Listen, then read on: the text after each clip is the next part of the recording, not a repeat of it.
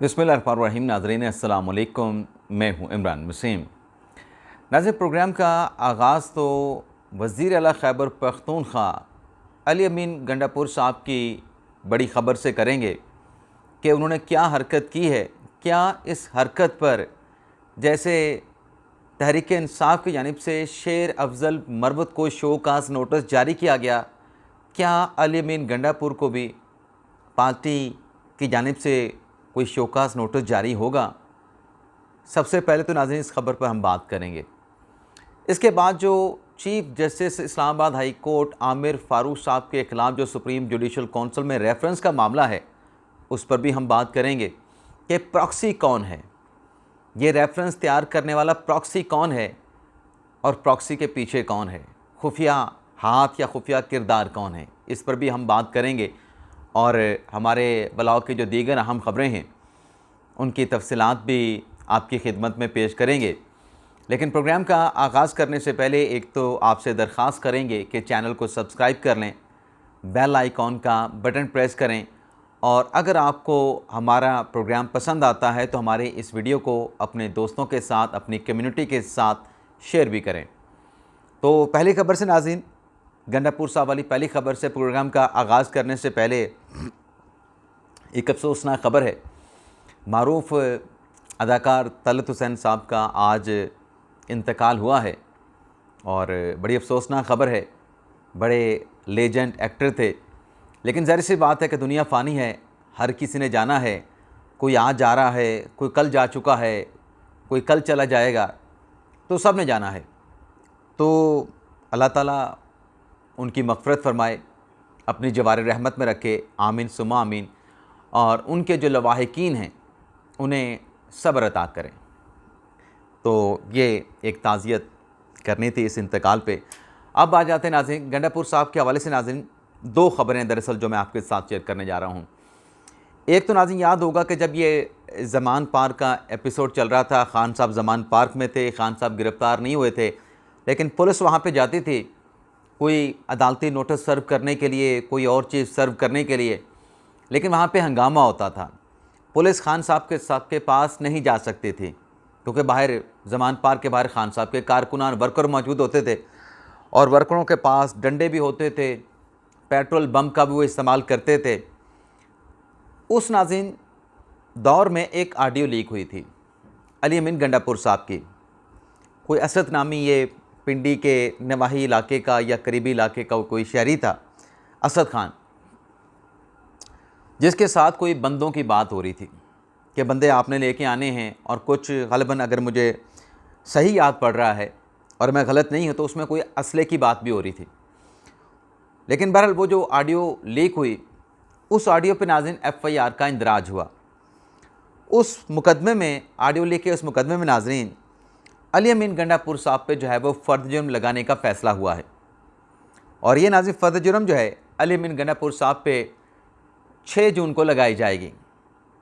और आखिर नाज़रीन इस केस की जो समाअत हुई उसमें शरीक मुल्ज़म असद खान तो अदालत में पेश हुए, लेकिन गंडापुर साहब की इस्तिस्ना की दरख्वास्त आई। वो इस्तिस्ना की दरख्वास्त जज साहब ने एक्सेप्ट कर ली और फ़र्द जुर्म की तारीख़, अगली तारीख़ मुकर्रर कर दी कि 6 जून को मुल्ज़मान को चार्जशीट किया जाएगा। एक तो नाज़रीन गंडापुर साहब की ये ख़बर है। इसके अलावा नाज़रीन दूसरी जो ख़बर है, जो मैंने अपने इंटरव्यू में भी कहा कि अब क्या शेर अफजल मरवत साहब को जैसे पार्टी की तरफ से शोकास नोटिस जारी किया गया, क्या अली अमीन गंडापुर को भी शोकास नोटिस जारी होगा? पहले तो नाज़रीन ये सवाल अपनी जगह पे मौजूद है कि जो शेर अफजल मरवत साहब हैं, MNA हैं सुन्नी इत्तेहाद कौंसिल के, क्योंकि आज़ाद हैसियत में उन्होंने इलेक्शन लड़ा। आज़ाद हैसियत में इलेक्शन लड़ने के बाद वो सुन्नी इत्तेहाद कौंसिल में चले गए। अब ये सवाल पूछा जाता है, इस सवाल का जवाब कहीं से नहीं आता कि मरवत साहब तो पार्टी के रुकन हैं सुन्नी इत्तेहाद कौंसिल के, तो जब वो सुन्नी इत्तेहाद कौंसिल के मेंबर हैं, रुकन हैं, चाहे जो भी एक अबूरी इंतज़ाम किया पाकिस्तान तहरीक इंसाफ ने, लेकिन फिर तहरीक इंसाफ उनको कैसे शोकास नोटिस जारी कर सकती है? उमर अयूब साहब जो कि सेक्रेटरी जनरल हैं तहरीक इंसाफ के, वो तो सुन्नी इत्तेहाद कौंसिल में नहीं गए, बैरिस्टर गौहर साहब भी नहीं गए, अली अमीन गंडापुर साहब ने भी सुन्नी इत्तेहाद कौंसिल में शमूलियत अख्तियार नहीं की थी। ये तहरीक इंसाफ में ही हैं। लेकिन सवाल यह कि तहरीक इंसाफ उस सियासी शख्सियत को, उस MNA को, उस सियासी बंदे को जो सुन्नी इत्तेहाद कौंसिल में शामिल हो चुका है, गो के इत्तेहाद है, मैं कह रहा हूँ सुन्नी इत्तेहाद कौंसिल का, तहरीक इंसाफ का, लेकिन कानून में शोकास नोटिस जो है वो शेर अफजल मरवत को सुन्नी इत्तेहाद कौंसिल जारी कर सकती है, पाकिस्तान तहरीक इंसाफ नहीं जारी कर सकती। इसका नाज़रीन कोई जवाब नहीं है। लेकिन मरवत साहब को नाज़रीन शोकास नोटिस जो जारी हुआ, वो जो एक तहरीक इंसाफ का बयानिया है कि एक तो जो मोहसिन नकवी हैं, उन्होंने पंजाब के ऊपर, हमारे पंजाब में बड़ा हमारे पे जुल्म किया, वो निगरान वज़ीर आला थे, हमारे लोगों को पकड़ा, पकड़ धक्कड़ की, चादर चार दीवारी की जो है वो पामाली की गई। और दूसरा उनका केस है अपने इनके ख़िलाफ़, ख्वाजा आसिफ के ख़िलाफ़। ख्वाजा आसिफ के ख़िलाफ़ खान साहब का ये बयानिया है, तहरीक इंसाफ का ये बयानिया है कि ख्वाजा आसिफ ने रेहाना डार को धांधली से हरवाया है। ख्वाजा आसिफ धांधली से जीते हैं, फार्म 47 की पैदावार हैं। तो आपको याद होगा कि जब अली अमीन अपने मरवत साहब की मुलाकात हुई थी ख्वाजा आसिफ के साथ, और फिर यूसुफ रज़ा गिलानी को भी कोई अच्छी नज़रों से खान साहब नहीं देखते। उनके हवाले से भी जो स्टांस है पाकिस्तान तहरीक इंसाफ का वो बड़ा सख्त है। जो एक उनके बेटे अब्दुल कादिर गिलानी की जो ऑडियो सामने आई थी, वीडियो सामने आई थी 2021 के सनद के इंतखाबात से पहले, तो खान साहब उनके बारे में भी कोई अच्छी सोच नहीं रखते, ना तहरीक इंसाफ रखती है। तो मरवत ने यूसुफ रज़ा गिलानी के साथ मुलाकात की, शेर अफजल मरवत ने ख्वाजा आसिफ के साथ मुलाकात की, और इस मुलाकात पे खान साहब ख़ास से बरहम हुए, इतने बरहम हुए नाजरीन, ये जो सऊदी अरब वाला स्टेटमेंट है ना, ये सिर्फ एक जवाज़ बनाया गया उनको शोकास नोटिस जारी करने का। लेकिन नाराज़ी जो खान साहब की थी वो इसी बात पे थी कि ख्वाजा आसिफ से क्यों मिला शेर अफजल मरवत। नाराज़ी इस बात पे थी कि यूसुफ रज़ा गिलानी से क्यों मिला शेर अफजल मरवत। हमारा इनके ख़िलाफ़ इतना सख्त स्टांस है तो इनको शोकास नोटिस जारी करें। इमरान खान साहब ने मरवत के साथ मुलाकात भी नहीं की, बार बार पैगाम किया, शेर अफजल मरवत के साथ मुलाकात करने से इनकार कर दिया। अब नाजरीन, आज अली अमीन गंडापुर साहब की मुलाकात हुई है वजारत दाखिला में वज़ीर दाखिला मोहसिन नकवी साहब के साथ। इस मुलाकात में नाजरीन वज़ीर तवानाई अवैस लगारी साहब भी मौजूद थे, और उस मुलाकात में ज़ाहिर सी बात है कि जो खैबर पख्तूनख्वा के लोड शेडिंग और जो बिजली के मामलात हैं उन पे तबादला ख्याल किया गया, और कल की एक और मुलाकात भी शेड्यूल कर दी गई। यानी आज तो मुलाकात हुई अली अमीन गंडापुर साहब की नकवी साहब के साथ और लगारी साहब के साथ, लेकिन कल एक और मुलाकात होगी। अब सवाल है नाज़रीन कि शेर अफजल मरवत को तो शोकास नोटिस जारी किया गया कि आपने इनके साथ क्यों मुलाकात की। वैसा ही नैरेटिव जैसा तहरीक इंसाफ का ख्वाजा आसिफ के ख़िलाफ़ है, यूसुफ रज़ा गिलानी के ख़िलाफ़ है, उससे ज़्यादा सख्त मौक़िफ़ जो है वो तहरीक इंसाफ का मोहसिन नकवी के ख़िलाफ़ है। तो शेर अफजल मरवत को तो शोकास नोटिस जारी कर दिया तहरीक इंसाफ ने, तो क्या अब अली अमीन गंडापुर साहब को शोकास नोटिस जारी होगा? ये नाजरीन $1 मिलियन क्वेश्चन है। और अगर ये शोकास नोटिस जारी नहीं होता नाजरीन, तो फिर आप इसको कह सकते हैं कि इम्तियाज़ी सलूक है, कि आप जिसको अपना सबसे बड़ा मुखालिफ समझते हैं उससे एक जाके मुलाकात करे, उसको शोकास नोटिस, दूसरा जाके उसके साथ मुलाकात करे तो उसको शोकास नोटिस जारी ना हो। तो इसका सीधा सीधा मतलब ये है तहरीक इंसाफ में भी लाडले हैं, तहरीक इंसाफ में लाडले भी हैं और दिल के करीब भी हैं। तो शायद शेर अफजल मरवत साहब जो है दिल के करीब नहीं थे, तभी उनको शोकास नोटिस जारी हुआ। लेकिन अलबत्ता नाज़रीन इस बात का तहरीक इंसाफ को एहसास हो गया है, जो खान साहब के अपने दौर में जब खान साहब वज़ीर आज़म थे तो उनके वफाकी वज़रा स्टेटमेंट दिया करते थे कि नवाज़ शरीफ की सियासत ख़त्म हो गई, नवाज़ शरीफ का ज़रदारी का सियासी दौर का ख़त्मा हो चुका है, वो दोबारा सियासत में उनकी वापसी नहीं होगी। उनको लोग कहते थे, सियासी लोग बताते थे, साफ़ी भी बताते थे कि ये आप जो दावे कर रहे हैं ये पाकिस्तान की तारीख़ में कभी नहीं हुआ। किसी सियासी शख्सियत का अगर ख़ात्मा होगा, और मैं आज भी इस बात पे कायम हूँ, वो उस वक्त होगा जब वो सियासी ब्लंडर्स करेगा, जब वो सियासी गलतियाँ करेगा, जब वो सियासी सोच नहीं रखेगा, जब वो गलत सियासी फ़ैसले करेगा। लेकिन अगर आप किसी को दबा के उसका सियासी ख़ात्मा करेंगे तो ये मुमकिन नहीं है। अब ये जो बयानात ज़रदारी के ख़िलाफ़, नवाज़ शरीफ के ख़िलाफ़ तहरीक इंसाफ के वज़रा देते थे, अब इनको एहसास हो गया है कि ऐसे बात नहीं बनती, ऐसे मामलात नहीं चलते, ऐसे सियासी शख्सियत का ख़ात्मा नहीं होता। अब बैरिस्टर सैफ साहब खैबर पख्तूनख्वा के जो तर्जुमान हैं वो क्या कह रहे हैं कि शहबाज शरीफ और मरीम नवाज़, वैसे तो वो ऐसे नहीं कहते, वो कहते हैं कि मरीम नवाज़ और उनके चचा इमरान खान और अली अमीन गंडापुर को माइनस करना चाहते हैं, लेकिन उनकी ये कोशिशें ख्वाब साबित होंगी। यानी इमरान खान को माइनस करना, अली अमीन गंडापुर को माइनस करना, ये ख्वाब रहेगा।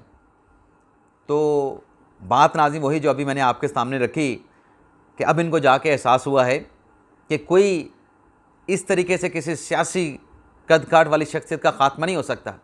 तो आज अगर बैरिस्टर सैफ साहब ये कह रहे हैं कि इमरान खान को और अली अमीन गंडापुर को इन तरीक़ों से माइनस नहीं कर सकते, तो माने कि जब आप माजी में बयानात दिए करते थे तो आप गलत थे।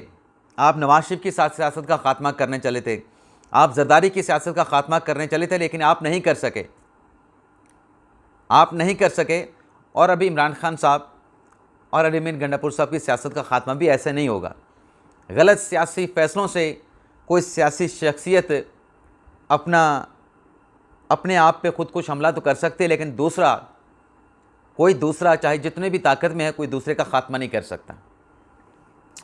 इसके अलावा नाज़रीन अगली जो खबर जो थंबनेल पे आपने देखी, ये जो महाजराई चल रही है, अदलिया और हुकूमत की महाजराई, जिस पे बहुत सारी कुव्वतें जो कि सियासी भी हैं, गैर सियासी भी हैं, साफ़ती भी हैं, गैर साफ़ती भी हैं, सिविल सोसाइटी से उनका ताल्लुक़ है, गैर सिविल सोसाइटी से उनका ताल्लुक़ है, तो उनकी भरपूर कोशिश है। उसमें कुछ ऐसे किरदार हैं कि ये महाजराई बढ़े, और महाजराई यहाँ तक बढ़े कि सारा निज़ाम जो है वो लपेट दिया जाए। क्योंकि ज़ाहिर सी बात है नाज़रीन, जब तसादम टकराव में चला जाता है, यानी तसादम की सूरत हाल टकराव में बदल जाती है, टकराव हो जाता है, तो फिर नुकसान होता है। अगर एक साइड से ट्रेन आ रही है, उसी पटरी पे दूसरी साइड से भी ट्रेन आ जाए, तो वो आपस में जब टकराते हैं, ये ट्रेन एक्सीडेंट आपने देखे होंगे, उसका क्या अंजाम निकलता है। बल्कि यहाँ तक है कि अगर एक ट्रेन ट्रैक पे जा रही है, पीछे से आके अगर कोई ट्रेन उसको हिट कर दे, तब भी बहुत सारी जानों का नुकसान हो जाता है, लोग ज़ख्मी हो जाते हैं बड़ी तादाद में। तो ये हुकूमत और अदलिया की महाजराई में बहुत सारे लोग फ़ायदा उठाना चाहते हैं, हलाशेरी दे रहे हैं, और इसमें अंदर के लोग भी शामिल हैं, इन दोनों सतूनों के अंदर के लोग भी शामिल हैं, ये भी मैं आपको बता देता हूँ। लेकिन ज़्यादा दूसरी साइड से हैं। अब इस खात्मे के लिए नाज़रीन, पिछले दिनों राना साहब ने कहा कि एक कोर्स होता है, उस कोर्स से हट के इक़दाम उठाने की ज़रूरत है कि इस महाजराई का ख़ात्मा हो सके और अंडरस्टैंडिंग हो सके। और उसमें उन्होंने कहा था कि वज़ीर आज़म शहबाज शरीफ ने ये सोच रहे हैं कि इदारों के माबैन जो है वो कोई डायलॉग होना चाहिए, कोई प्रोसेस होना चाहिए, ताकि ये महाजराई का ख़ात्मा हो सके। अब उसके ऊपर तहरीक इंसाफ ने अपना स्टेटमेंट दिया कि कैसे हो सकता है। अब नाज़रीन, राना सनाउल्लाह साहब ने इस बात का नए तरीके से एतराफ़ किया। पहले तो कह रहे हैं ना वो सोच विचार कर रहे हैं शहबाज शरीफ साहब, अभी उन्होंने फ़ैसला नहीं किया, लेकिन अब उन्होंने ये बताया है कि फ़ैसला भी हो चुका है ये इदारों के माबैन महाजराई के ख़ात्मे के लिए, और उस पर अमल दरामद का आगाज़ भी कर दिया गया है। यानी जो तसादम के ख़ात्मे के हवाले से एक कोई प्लान या कोई सोच हुकूमत ने सोची है कि हमने इस तरीके से करना, कोई मैकेनिज़्म बनाया है, उस पर एग्जीक्यूशन शुरू हो चुकी है। राना सनाउल्लाह साहब कहते हैं कि अमल दरामद शुरू हो चुका है। और साथ में राना सनाउल्लाह साहब ने यह भी कहा कि ये जो कोशिश शुरू की गई है, इस कोशिश का जो मतलब कोई नतीजा तो होगा। तो राना साहब कहते हैं कि वो जो मंतकी नतीजा है इस सारे प्रोसेस का, ना वो इस सारे मामले से पहले या वो इस मामले के मंतकी अंजाम के बाद भी वो पब्लिक नहीं होगा। यानी वो जो मंतकी अंजाम है वो इस प्रोसेस से पहले जो शुरू किया गया है महाजराई के ख़ात्मे के लिए, और जो महाजराई के ख़ात्मे के बाद का मंतकी नतीजा होगा, इसमें से कुछ भी पब्लिक नहीं होगा। बैकडोर डिप्लोमेसी का, बैकडोर राब्तों का एतराफ़ जब राना सनाउल्लाह साहब ने कर लिया है। तो अल्लाह करे अच्छी खबर आए, और अच्छी खबर में ये हो कि इदारे भी मजबूत हों, रियासती सतून भी मजबूत हों, रियासती सतून आज़ाद भी हों, लेकिन रियासती सतूनों के माबैन हारमनी भी हो, हम आहंगी भी हो और कोई अपनी हदूद को क्रॉस ना करे, कोई भी अपनी हदूद को क्रॉस ना करे और एक दूसरे को समझे। तो इसी में पाकिस्तान की और पाकिस्तान के अवाम की भलाई है, वरना आग लगाने वाले या आग पर तेल डालने वाले बहुत सारे हैं। और ख़ास तौर पे जो जब अदलिया की बात आती है वहाँ पर तो बहुत ज़्यादा ऊपर से वो कहते हैं ना कि जलती पे तेल का काम करना, तो ऐसे बहुत सारे मशकूक किरदार मौजूद हैं सफ़ों में। बस यहीं तक नाज़रीन बहुत है। अब आ जाते हैं रेफरेंस वाली बात। नाज़रीन पता ये चला है, ये अभी पूरी मतलब आप कहते हैं कि ये एक ख़बर का इब्तदाई स्केच है। आमिर फ़ारूक साहब के ख़िलाफ़ जो रेफरेंस का मामला है, ये उस ख़बर का इब्तदाई स्केच है। नाज़रीन आपके सामने है कि तहरीक इंसाफ ने कई मरतबा चीफ जस्टिस आमिर फ़ारूक साहब पे अदम एतमाद का इजहार किया, उनको मुतासब कहा। हालांकि रिकॉर्ड पे आमिर फ़ारूक साहब के कई ऐसे फ़ैसले हैं जिसमें तहरीक इंसाफ के लिए रिलीफ ही रिलीफ है, रिलीफ ही रिलीफ है, तहरीक इंसाफ के हक़ में आए। और अगर आप आमिर फ़ारूक साहब के इमरान खान साहब के ख़िलाफ़ फ़ैसले निकालेंगे तो आपको चंद एक फ़ैसले मिलेंगे, और वो भी कोई हतमी फ़ैसले नहीं, वो भी ऐसे ही होंगे कि नीचे से अगर कोई मामला आया है ट्रायल कोर्ट का, उस पर आमिर फ़ारूक साहब का फ़ैसला होगा, और अल्टीमेट जो फ़ैसला है वो नीचे ट्रायल कोर्ट ने करना था, आमिर फ़ारूक साहब ने नहीं करना था। लेकिन बहरहाल आमिर फ़ारूक साहब के ख़िलाफ़ बयानात दिए गए तहरीक इंसाफ की तरफ से, तहरीक इंसाफ के लोगों की तरफ से कि हमारे ख़िलाफ़ ये, हमारे ख़िलाफ़ फ़लाँ, हमें इंसाफ नहीं मिलता, जज साहब जो हैं वो गैर जानिबदार नहीं बल्कि जानिबदार हैं। और अभी रऊफ़ हसन साहब का स्टेटमेंट भी आपके सामने है कि कितने सख्त और गलीज़ अल्फाज का उन्होंने आमिर फ़ारूक साहब के ख़िलाफ़ जो है वो इस्तेमाल किया, और उस पर कोई कंटेम्प्ट का नोटिस आमिर फ़ारूक साहब ने नहीं दिया उनको। ये क्रेडिट जो है वो आमिर फ़ारूक साहब को जाता है कि उन्होंने बर्दाश्त किया कि उनकी अपनी ज़ात का मामला था, मैं नोटिस नहीं देता। लेकिन किसी अदालत में, हाई कोर्ट की किसी अदालत में जहाँ पे तहरीक इंसाफ का केस हो, किसी जज ने तहरीक इंसाफ वालों से नहीं कहा कि आप हमारे चीफ जस्टिस के बारे में इस किस्म की ज़ुबान इस्तेमाल करते हैं, इस किस्म के घटिया इल्ज़ामात लगाते हैं, किसी जज ने नहीं कहा। हालांकि बाकी जजेस ने वही अदलिया की मुदाखलत वाला लेटर भी लिखा था। तो ये जो इस किस्म की गालियाँ देना, ये भी अदलिया के मामलात में, अदलिया के अमूर में मुदाखलत ही है, मुदाखलत की एक और शक्ल है, एक और सूरत है।